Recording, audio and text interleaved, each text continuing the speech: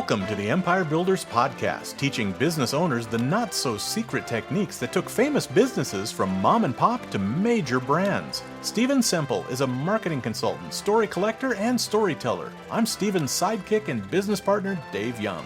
Before we get into today's episode, a word from our sponsor, which is, well, it's us.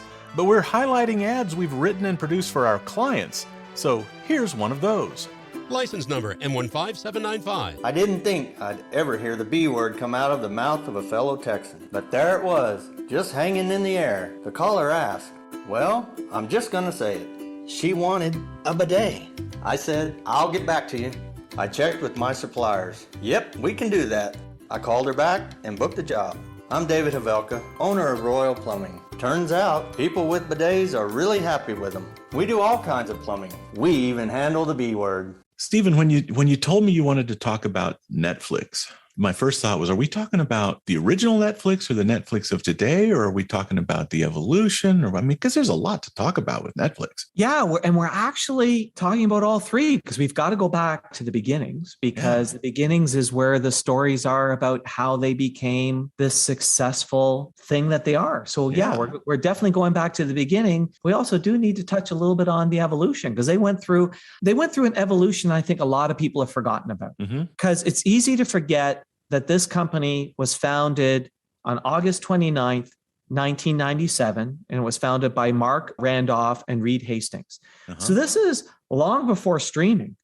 Heck, this is back when the DVD was launched, was created. Because here's what ended up happening. So Hastings had sold a software company. He had built a successful software company, and he sold the software company. And he decided he had $2.5 million that he was willing to invest in a startup. So Mark and Reed had been creating all these ideas. And they were working somewhere else and they were creating all these ideas. What should we start? And they had actually developed kind of the idea of Netflix back when there was, remember the big VCR tapes back in those days?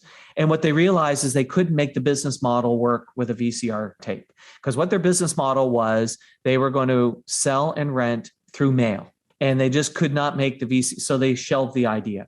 And then one day they're driving into work and they hear an advertisement for a DVD. And they go, that's it. This will freaking work. They literally stopped the car and they tried to find a DVD to buy. They couldn't find one to buy.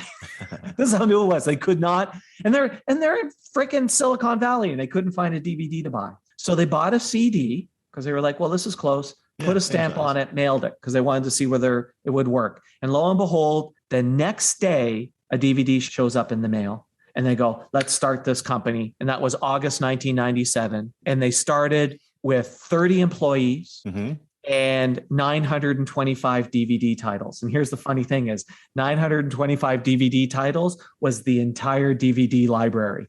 The entire DVD library was 925 titles. Like that's where they started. And by April 2021, 25 years later, they have 208 million subscribers. They're doing $25 billion a year in revenue and have got 12,000 employees.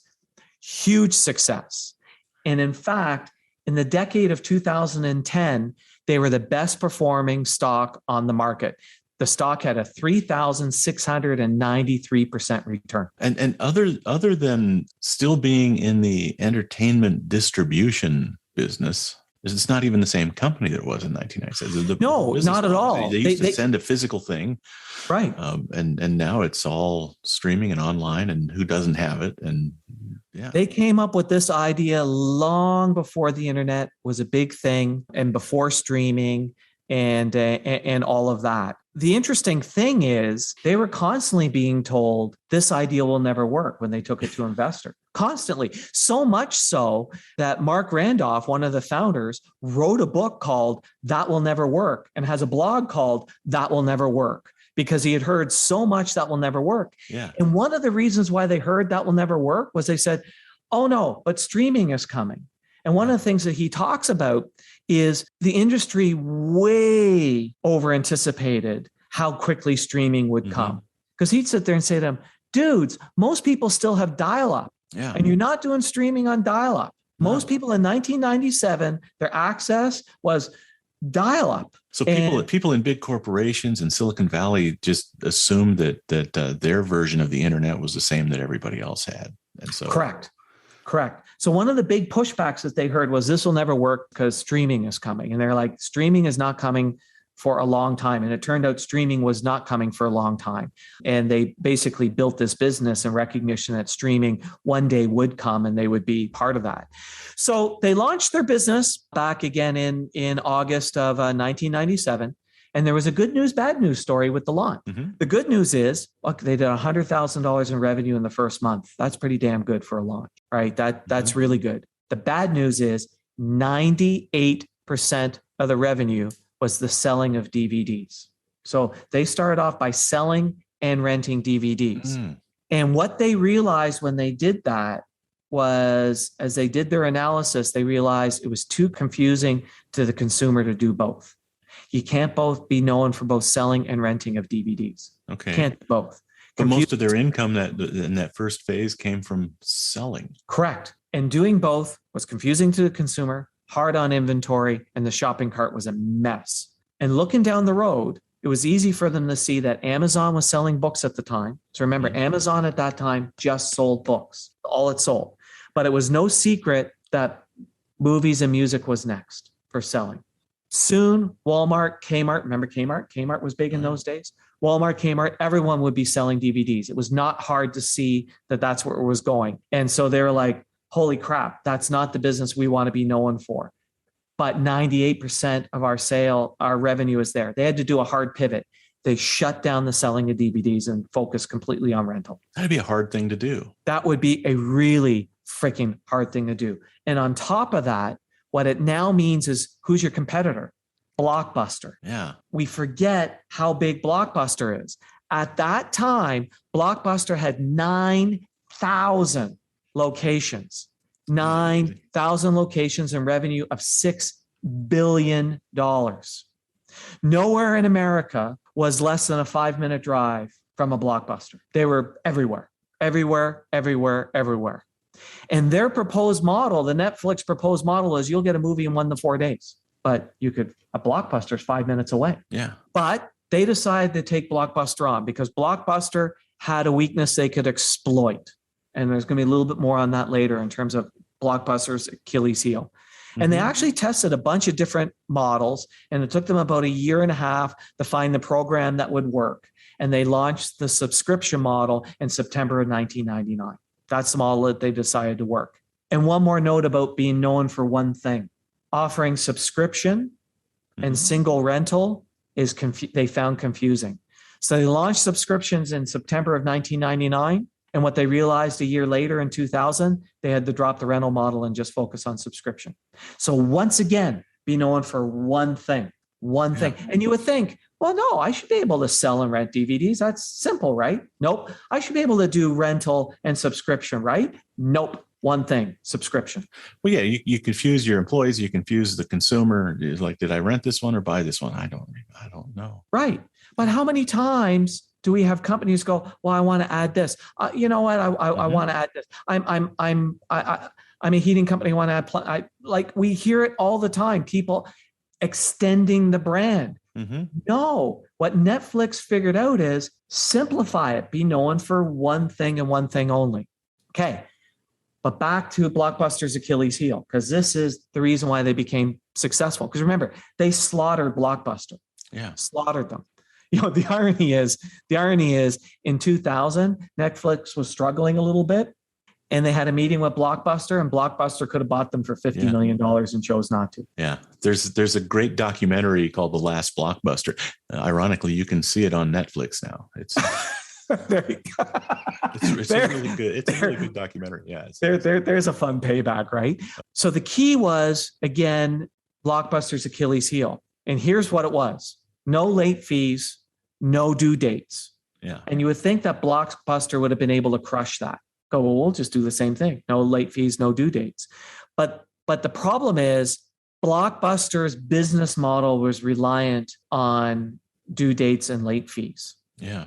They even had a name for it, and it was called managed dissatisfaction. Think about it. Managed dissatisfaction was the name for late fees. So their business model was based on it. So what Netflix knew is they're not going to give this, they're unlikely to give this up. And what Netflix knew is customers hated it. Yeah. Blockbuster also had another challenge when it came to consumer satisfaction, and that was on new releases. So new release would come out, we would drive to the Blockbuster, and there was never enough new releases. It was impossible. Their business model, because their business model is on re-renting the same thing, not renting at once. Yeah. So they would get a limited number of new releases. And then Dave, I don't know whether you remember this. I remember it. You go and none of the new releases are available, and you spent 15, 20 minutes wandering around the Blockbuster hoping to find something else to watch.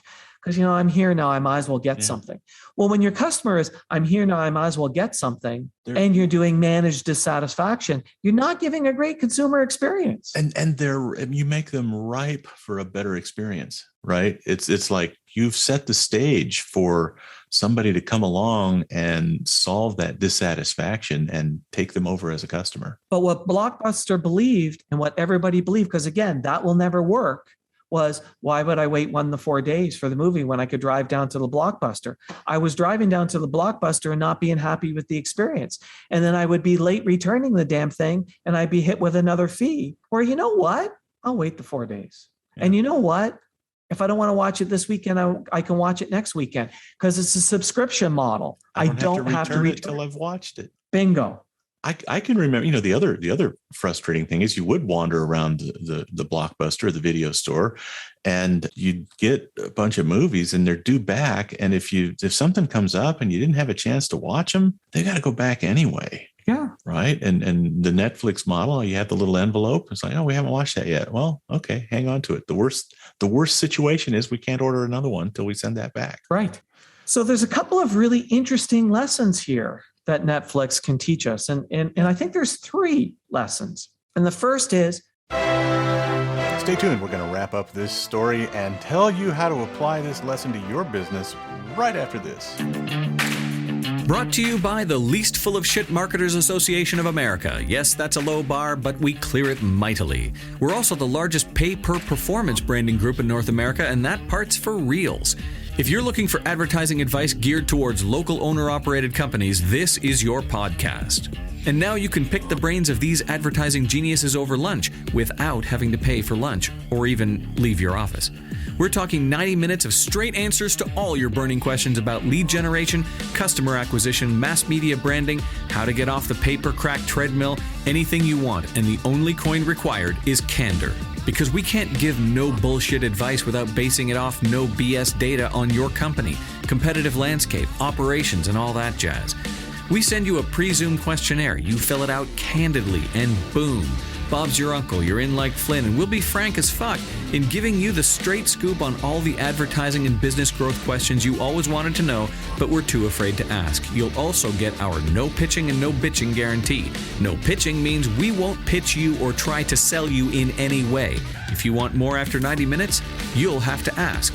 And no bitching means if you don't think the meeting was worth your 90 minutes, we'll send you $100. Consider it us picking up the tab for lunch and putting our money where our mouth is. Sound like a not-so-full-of-shit offer? Well, that is what we're known for. Take us up on it at empirebuildersprogram.com. Let's pick up our story where we left off, and trust me, you haven't missed a thing. So there's a couple of really interesting lessons here that Netflix can teach us. And I think there's 3 lessons. And the first is, when you see something that your industry is doing, now I know normally we say don't look at your industry. Mm-hmm. Here's the exception. When you see something your industry is doing that customers don't like, there's a business opportunity there. All you have to do is eliminate that thing and you'll find customers. Yep. And so the question you want to ask yourself is, because Netflix, their answer would be, well, we can't eliminate it. Our business model is based upon it. The question you want to ask yourself is, how can I eliminate that problem? Because if there's a problem and consumers don't like it and you can eliminate it, that there is a business opportunity. So that is the one time you want to look at an industry. And look, finding those complaints is easy today. Go through Google reviews and find where all the crap that people are complaining about, eliminate it, business opportunity. Perfect suggestion. Yep. So Netflix were the first to eliminate the whole idea of late fees. And by the time Blockbuster came around to eliminating, it was all over for them. Mm-hmm. It was a last ditch effort to save the business. But it just felt desperate. And Netflix also eliminated the need to go to the store. But I'm not going to say that that was a consumer opportunity, because at the time people didn't realize that that was a benefit. That was like discovered kind of later. So look at your own industry and your own business and listen to the customers. Listen to what they're complaining about and eliminate those things. Yep. So look at your industry, but then also look at your own customers. Figure it out, because Netflix, on the confusion side, they got that from listening to their own customers. They're listening to their own customers and seeing people are finding this confusing. People are finding this shopping cart a little bit clunky. So what we're going to do is we're going to simplify things. We're going to just focus on one. That came from listening to their customers. Late fees was listening to the customers of the industry. Simplifying was listening to their own customers and not fighting their customers on it, going, okay, great, we'll make this simpler. Even when that went, I'm going to step away from where most of my revenue. Now, here's the big one, because those two are kind of table stakes. Yeah. Those are kind of marketing 101. Less is more. Less is more. Less is more. Be known for one thing. When you try to be known for a whole pile of things, it doesn't work as well. Great example of this is we did a podcast where there was an interview with Rick Showers, one of our clients, and he sells used RVs. So he brings in used RVs and he sells used RVs. And the temptation when you're both a buyer and a seller is to run ads saying, we buy and we sell. Real estate agent, I buy real estate, I sell real estate. Really? All of our ads, we only ever talk about one. And what we talk about is we have buyers for RVs. So guess what people know? You can sell my RV. You could sell my RV, because we have buyers for RVs. Pick one thing, get known for that message. The more things you try to get known for, it's confusing for the consumer. And think about this. Renting, Netflix had success when they stopped both renting and selling DVDs. You would think that would be easy to do those two things. They said, no, we're just going to rent. And then they did it a second time when they went, you know what? We've got this subscription model and this one-time rental fee. That's too confusing. We are just going to do the subscription model. That's it. One thing. And they constantly heard that will never work, to the point where wrote a book. That will never work. We've got a podcast. That will never work. Yeah. That's how often they were hearing that line. Really cool lesson. I think we could revisit Netflix and talk about some of the things they've done in depth other times. But I think that those are great lessons, Stephen. Yeah. So look at your industry, look for the complaints, listen to your customers, make it easier, and get known and famous for one thing. Thanks for listening to the podcast. Please share us, subscribe on your favorite podcast app, and leave us a big, fat, juicy 5-star rating and review at Apple Podcasts. And if you'd like to schedule your own 90-minute empire building session, you can do it at empirebuildingprogram.com.